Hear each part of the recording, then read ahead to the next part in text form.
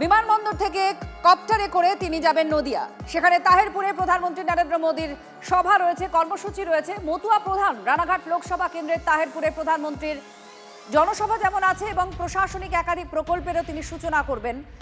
তার সঙ্গেই থাকছেন সড়ক পরিবহন মন্ত্রী নীতিন গডকরি।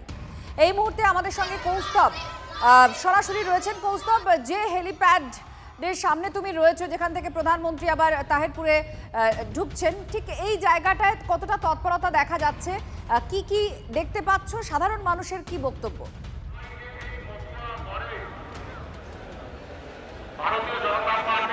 একদমই দেখো, এই মুহূর্তে কিন্তু প্রধানমন্ত্রী আসার অপেক্ষা। তিনি ওখান থেকে রওনা দিয়ে দিয়েছেন এবং যে হেলিকপ্টারে করে তিনি আসছেন তা প্রায় চলেই এসছে যে তাহেরপুরে যে হেলিপ্যাড গ্রাউন্ড রয়েছে তার কাছাকাছি। এবং এখান থেকে তার একটি প্রশাসনিক সভা রয়েছে এবং তারপরেই কিন্তু নরেন্দ্র মোদী তিনি একটি জনসভা করবেন, যা প্রায় এখান থেকে 1 কিলোমিটার দূরত্ব। এবং এই মুহূর্তে তৎপরতা নিঃসন্দেহে অনেকটাই আঁটোসাঁটো করা হয়েছে এবং নিরাপত্তা কিন্তু বেশ আঁটোসাঁটো করা হয়েছে, কারণ প্রধানমন্ত্রী আসছেন, ফলে নিরাপত্তা একটা জোরদার করা হয়েছে। এবং আমি তোমাকে একটা ছবি দেখানোর চেষ্টা করবো, সেটা হচ্ছে এখানে কিন্তু যে প্রচুর উৎসাহী মানুষের ভিড়, অর্থাৎ কিনা প্রধানমন্ত্রীকে দেখতে চান, সেই জায়গায় দাঁড়িয়ে কিন্তু প্রচুর মানুষ, দেখো তুমি দেখতে পাচ্ছ সেই ছবিটা, কেউ বাড়ির ছাদ থেকে দেখার চেষ্টা করছেন, কেউ নিচে দাঁড়িয়ে আছেন এবং মুখ বাড়িয়ে দেখছেন যে প্রধানমন্ত্রীকে যদি এক ঝলক দেখা যায়। এবং এই জায়গাটাই কিন্তু যে এখানকার যারা নিরাপত্তার দায়িত্বে রয়েছেন, যে কর্তব্যরত যে পুলিশ দায়িত্বে রয়েছেন, তারা কিন্তু ঠিক সেই দিকেই মুখ করে দাঁড়িয়ে আছেন, যাতে ওদিক থেকে কোনো অনভিপ্রেত ঘটনা না ঘটে, তা পুরোটাই কিন্তু তারা পর্যবেক্ষণ করছেন। কারণ প্রধানমন্ত্রী ঘুরিয়ে দেখাচ্ছেন, একটা প্রধানমন্ত্রী আসছেন, মানুষের মধ্যে কৌতূহল প্রবল থাকে এবং বাড়ির পাশেই হেলিপ্যাড গ্রাউন্ডে ছাদের উপরে উঠে গিয়েছেন মহিলারা, অপেক্ষায় রয়েছেন প্রধানমন্ত্রী আসার। এর পাশাপাশি যেখানে জনসভা হবে প্রধানমন্ত্রী নরেন্দ্র মোদী একাধিক প্রকল্পের সূচনা করবেন, সেই জায়গাতেও প্রবল উৎসাহ দেখা যাচ্ছে। এবং আজকের এই সভা যে জায়গায়, সেই জায়গাটারই একটা মাহাত্ম্য আছে, কারণ এটা মতুয়া গড়। এসআইআরে ভোটার তালিকায় নাম থাকবে কি থাকবে না, এরকম একটা বিভ্রান্তির মধ্যে মতুয়াদের একাংশ আছেন। সিএতে নাগরিকত্বের জন্য আবেদন করার কথা তাদেরকে বারবার বলা হচ্ছে বিজেপি শিবির তরফ থেকে, কিন্তু তৃণমূলের তরফ থেকে বলা হয়েছে এসআইআর আসলে তাদের নাম কেটে যাবে এসআইআর, কিন্তু পাল্টা দাবি বিজেপির তরফ থেকেও করা হচ্ছে। ঠিক এই জায়গায় দাঁড়িয়েই মতুয়ারা প্রধানমন্ত্রীর কাছ থেকে বার্তা চান, একটা স্বস্তি সূচক বার্তা তারা চান। এই শান্তনু ঠাকুর এই মুহূর্তে বক্তৃতা করছেন, আমরা সেই জায়গায় চলে যাব। তাহেরপুরে এবং শুধু চিন্তা ভাবনা নয়, তার প্রক্রিয়াও শুরু হয়ে গেছে। এবং যারা ভারতবর্ষে সশরীরে এসছেন, তারা ভারতবর্ষে নাগরিকত্ব নেবেন, এটা স্বাভাবিক ব্যাপার। এই কারণে স্বাভাবিক ব্যাপার, পাকিস্তান হয়ে যাওয়ার পরে যে ব্যক্তি পাকিস্তানের পাটে পড়েছিলেন, তিনি কিন্তু পাকিস্তানের নাগরিক ছিলেন। যিনি বাংলাদেশ ভাগ হওয়ার পরে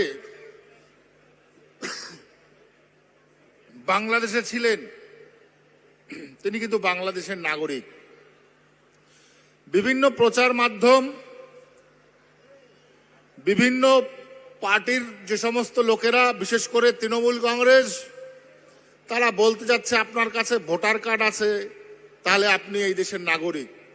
আপনি নিজে একবার বিবেচনা করে দেখুন, যে ভারতবর্ষে আসার পরে একটা স্টেট গভর্নমেন্ট আপনাকে রেশন কার্ড, ভোটার কার্ড করে দিল, আর আপনি তাতে নাগরিক হয়ে গেলেন, কিভাবে সম্ভব? এটা কেন্দ্রীয় সরকার, যিনি টোটাল ভারতবর্ষকে চালান, তার কাছে কোনো ইনফরমেশন নেই, একজন বাংলাদেশি মানুষ এসেই সেখানকার নাগরিক হয়ে গেলেন। এই শান্তনু ঠাকুরের বক্তব্য থেকেই আপনারা স্পষ্ট একটা মুখবন্ধই যেন করে ফেললেন শান্তনু ঠাকুর। যেখানে মতুয়া গড় যে জায়গা, সেই মতুয়া গড়ে দাঁড়িয়ে এর কোনো অন্যথা হবে না যে মতুয়াদের মধ্যে যে চিন্তা, যে আতঙ্ক তৈরি হয়েছে, সেটা সম্পর্কে প্রধানমন্ত্রী কি অ্যাড্রেস করেন, কি বার্তা দেন? ভারতের যশস্বী প্রধানমন্ত্রী মতুয়াদের জন্য যা করে দিয়ে গেল, পৃথিবীর ইতিহাসে একটি ঐতিহাসিক ঘটনা। তৃণমূল বলছে নামই তো থাকবে। তৃণমূল একটি অপদার্থ রাজনৈতিক দল। মতুয়া মমতা বালা ঠাকুর এবং মমতার ফাঁদে যারা পড়বে, সেই মতুয়াদের উদ্দেশ্যে আমি আপনাদের মাধ্যমে বলতে চাই, ইমিডিয়েট মতুয়াবালা ঠাকুর এবং মমতা বন্দ্যোপাধ্যায়ের হাত ছাড়ুন। মতুয়ারা মোদিজির হাত শক্ত করুন। আগামী দিন নয়, এখন থেকে আপনাদের সিএ এর মাধ্যমে নাগরিকত্ব প্রদান করা হবে। আসতে নিশ্চয়ই একটা কোনো সমস্যার সমাধান করবেন আশা করা যায়। না, কারোর নাম কাটা যাবে না, যারা রয়েছে কারোর নাম কাটা যাবে না, সবাই থাকবে এখানে। আমরা নরেন্দ্র মোদীর বিকশিত ভারত, সংকল্প বিকশিত ভারত, আমরা নরেন্দ্র মোদীকে ভালোবাসি। মমতা বন্দ্যোপাধ্যায় আমাদের রাজ্যে মুসলমানদের যে ব্যবহার করছে, মমতা ব্যানার্জি হাতে বোম মেশিন তুলে দিচ্ছে, মারছে মুসলমান, মরছেও মুসলমান। আমরা চাই 26-এ তৃণমূলের বিসর্জন দিতে চাই। যে স্বচ্ছ ভোটার আছে তারা থাকবে, যারা রোহিঙ্গা মুসলমান আছে তারা চলে যাবে। দেশের মানুষের হাতে কাজের প্রয়োজনে এসআইআরটা আমরা এটা চাই, এসআই হোক, অবশ্যই চাই। আমরা সংখ্যালঘু যারা রাষ্ট্রীয় মুসলিম আছি, আমাদের কোনো অসুবিধা নেই, কোনো অসুবিধা নেই আমাদের। যারা বাইরে থেকে এসছে, কোনো দেশ থেকে এসছে, তাদের অসুবিধা, তারা চলে যাক, তারা চলে যাক। আমরা তাদের চাই না তারা এখানে এসে গন্ডগোল, অশান্তি, জঙ্গি নানান সমস্যা কার্যকলাপ করছে আর দোষ হচ্ছে মুসলমানদের। অতএব ওইসব লোক চলে গেলে আমাদের খুব ভালো হয়। ভুল বুঝাচ্ছে, মানুষকে বিভ্রান্ত করছে। আদৌ কিচ্ছু হবে না, স্থানীয় লোকদের, এই দেশে যারা, তাদের কিচ্ছু হবে না।